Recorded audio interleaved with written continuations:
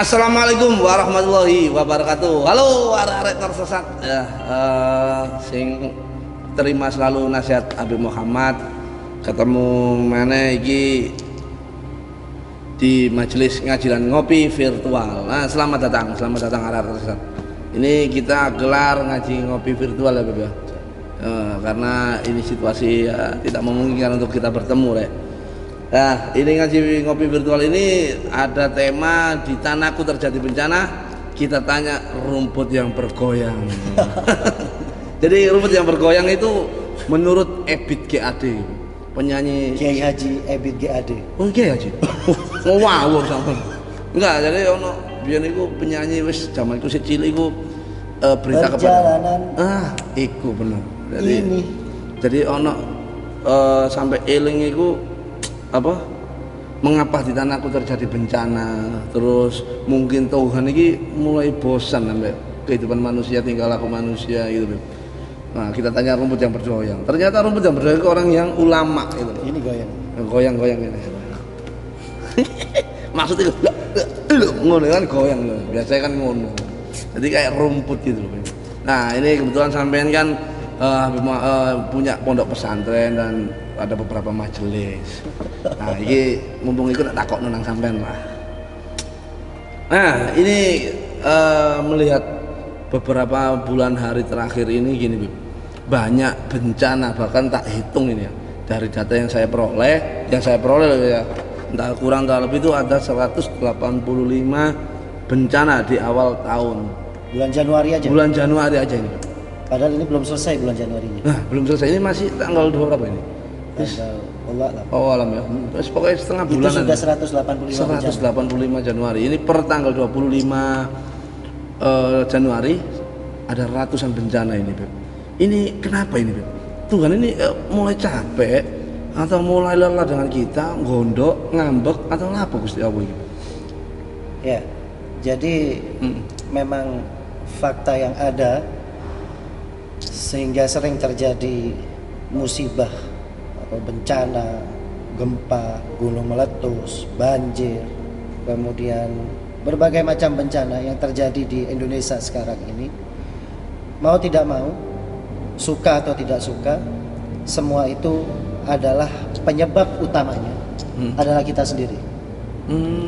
Ulah manusia sendiri? Iya, kita sebagai umat manusia karena mungkin berbuat satu ulah yang kemudian memancing itu adab, sehingga Allah Ta'ala turunkan itu.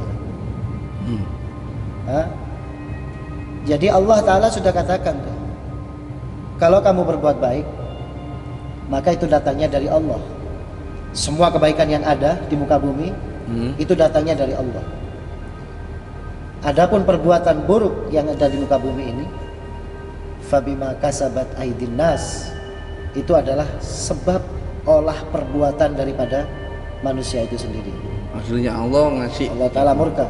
Mungkin bisa saja karena manusia telah banyak yang lalai kepada Allah, sudah mulai meninggalkan masjid, menjauh dari ulama, gak mau buka Al-Quran, tinggalkan zikir, maksiat di mana-mana, mulai daripada pejabatnya, rakyatnya, ulamanya, santrinya, sudah mulai menjauh dari Nabi Muhammad, sehingga Allah Ta'ala pun murka. Allah Ta'ala pun murka. Dan ingat, ini bisa jadi, kalau saya ambil kesimpulan pada dan mungkin ya di Indonesia ini, karena masih juga banyak ulama kita, kiai kita, pesantren kita, majelis taklim juga masih banyak, bisa jadi ini adalah Allah Ta'ala takut-takuti. Allah Ta'ala berikan rasa takut, peringatan.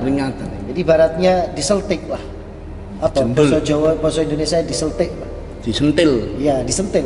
Jadi biar sadar. Ini loh, kalau Allah Ta'ala itu marah begini. Allah Ta'ala ingin tunjukkan bahwasanya Allah Ta'ala itu qadir ala ayyaba'asa alaikum azaban min fauqikum au min tahti arjulikum. Allah Ta'ala katakan itu di dalam Al-Quran. Allah Ta'ala maha mampu untuk datangkan bala atau musibah baik dari sisi atas atau sisi bawah. Nah, itu sebagian ulama ada yang bilang tuh, kalau ternyata maksud bala datang dari atas itu bisa jadi berupa angin, bisa jadi puting beliung, kemudian hujan batu ya kan. Nah, itu sudah terjadi sejak masa para anbiya dahulu, gitu. Sudah ditunjukkan seperti kan di zaman dulu banyak kan azab langsung Allah Taala turunkan. Bagaimana kepada pembangkang-pembangkang para anbiya sebelum Nabi Muhammad langsung ya kan? di saat itu juga. Saat itu juga kontan diturunkan dari langit batu yang menimpa mereka. Diturunkan juga seperti apa namanya Ka'bah Abraha yang akan menyerbu Ka'bah. Nah, itu termasuk min fauqikum, bala siksa yang Allah Ta'ala turunkan dari sisi atas. Dan juga min tahti arjulikum, kelanjutan ayatnya itu menandakan bahwa bala itu bisa juga datang dari bawah. Sing kaum Nabi Lut itu ya. Kemudian ditelan oleh bumi, ya kan? Bisa jadi kalau misalkan sekarang ya banjir, meluapnya air di laut, kemudian terjadi tsunami, itu dari sisi bawah kan, gempa gitu. Sehingga An-Nabi SAW saat turun ini ayat kepada telinga baginda Muhammad SAW, Nabi langsung mengatakan, a'udzu biwajhika ya Allah. Ya Allah, aku berlindung kepada Engkau. Jadi Nabi saja yang kelas Nabi ini maksum, gak punya dosa dan dijamin keselamatannya Allah Ta'ala, tapi beliau masih merasakan takut. Ya Allah, a'udzubika, aku berlindung kepada Engkau, aku takut ya Allah, begitu. Nah, jadi rakyat Indonesia sudah sepantasnya di saat Allah Ta'ala kirimkan bencana bertubi-tubi kepada kita untuk introspeksi diri. Bagaimana hubungan kita dengan Allah, bagaimana hati kita kepada Allah, bagaimana pikiran kita kepada Allah, bagaimana perihal wajibat yang diwajibkan oleh Allah Ta'ala kepada kita, sholat kita, menutup auratnya perempuan-perempuan kita, bagaimana kita mendidik anak-anak kita, itu perlu kita perhatikan semuanya. Pejabatnya juga begitu, bersikap adil di dalam menjabat, kemudian bagian keamanannya, misalkan Polri-nya, dia harus sikapnya adil kepada siapapun. Membuat hukum itu bukan tajam ke bawah, tumpul ke atas, ya kan?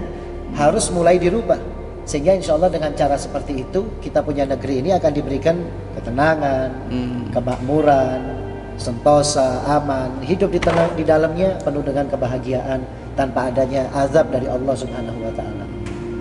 Gitu Pak Raden. Jadi bisa jadi 185 yang Pak Raden ceritakan itu tadi di awal bulan Januari memang sengaja Allah Ta'ala ingin sentil kita.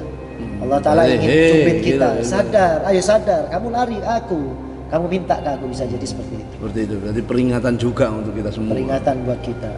Seperti itulah. Ini kan selain daripada bencana ini, Beb, banyak ulama atau habaib atau yai yang pergi meninggalkan dunia. Ini jumlahnya nggak main-main loh, Beb. Jumlahnya sangat besar dan beruntun hampir setiap hari itu pertanda apa itu sebenarnya? Ya, memang banyak sekali sebenarnya teman-teman itu yang tanya, karena memang beberapa hari yang lalu ya kan di bulan Januari ini, di bulan Januari ini mulai Desember Januari itu terjadi wafatnya para alim ulama yang beruntun. Mulai hari ini wafat, besok ada yang wafat lagi, lusa ada yang wafat lagi, terus sampai bertubi-tubi dan jaraknya gak jauh. Bahkan kadang sehari sampai ada yang 2 kali wafat satu orang alim kan begitu, sampai 3 kali juga ada. Ya itu memang sering datang pertanyaan ke kita Pak Raden. Cuman begini, kalau saya sendiri ya menilai ya takdir, ketentuan Allah Ta'ala. Kabeh yang mati takdir. Cuma kan ini banyak ulama ini Beb. Ya sejak zaman dulu ulama itu juga banyak yang mati, bertubi-tubi. Cuman zaman dulu gak diekspos. Kalau zaman sekarang diekspos sehingga seolah-olah wafatnya itu bertubi-tubi. Di zaman dulu gak ada tuh media sosial, ya kan? Iya, masuk akal. Iya, jadi memang sejak zaman dulu pun juga Allah Ta'ala cabut nyawa orang setiap hari. Oh iya. Gitu. Cuma kan di sana ya. Kita nggak tahu. Itu zaman dulu. Nggak ada media sosial. Zaman sekarang kan ada media sosial sehingga seolah-olah kok mati ini? Matinya beruntun. Ada dikait-kait dengan hadis Nabi ku. Ketika ulama diambil semua oleh Allah, iku kurang titik ngono lho. Ya. Nah, sementara sangguan durung cukup ya. Kenang iku. Ya memang ulama itu, tapi yang perlu kita camkan kepada ikhwan semuanya, terutama teman-teman ngaji ngopi, ya pemuda-pemudi tersesat ya. Terima selalu nasihat. Terima selalu nasihat. Perlu dicamkan, saat wafat satu orang alim, wajib kita munculkan dari dalam hati kita kesedihan. Sedih. Harus sedih. Kenapa begitu? Man lam yahzan bi mauti alimin fahuwa munafik. Siapa orang yang tidak sedih karena sebab matinya orang alim, maka dia adalah orang yang munafik. Jadi termasuk ciri-cirinya orang munafik, kalau ada orang alim wafat, dia gak sedih, biasa saja. Dia hanya akan lebih sedih kalau hartanya hilang.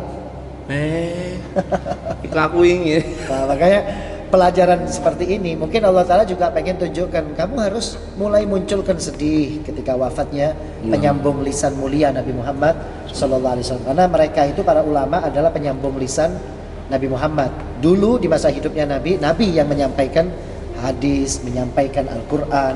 Setelah wafatnya Nabi, sahabat, tabi'in, berlanjutlah sampai sekarang yang meneruskan estafet perjuangan Nabi Muhammad adalah para ulama. Sehingga ketika mereka meninggal harus kita sedih. Harus kita sedih. Itu Pak. Artinya itu termasuk tanda-tanda dekat dengan kiamat enggak sih?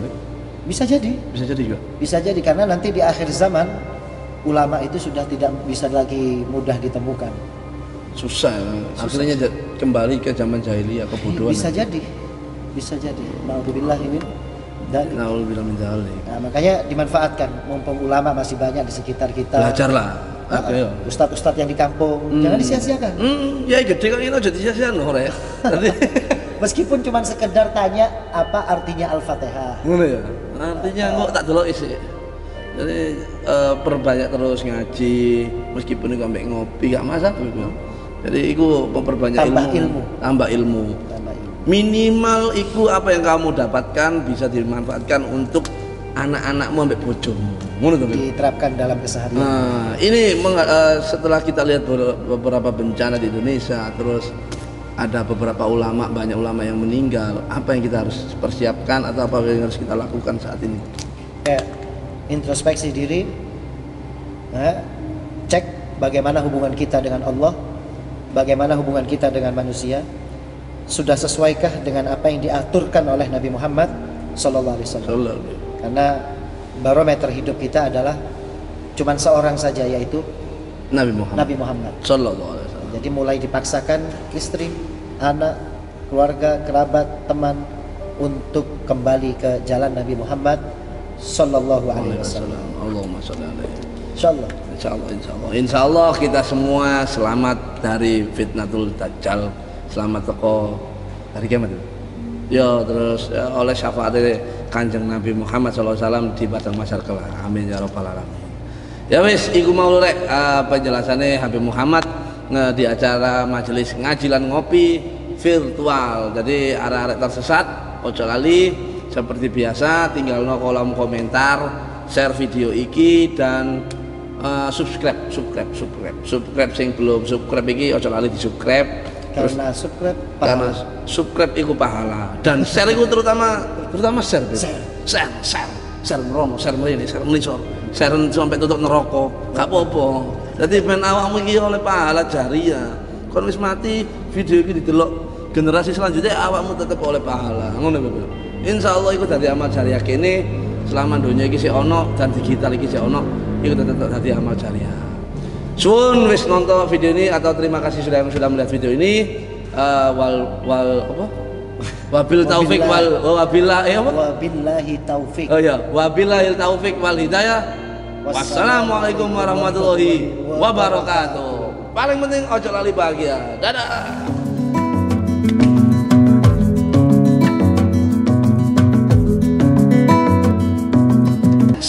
Share merono, share mrene, share menisor, share sampai tutup neraka gak apa-apa.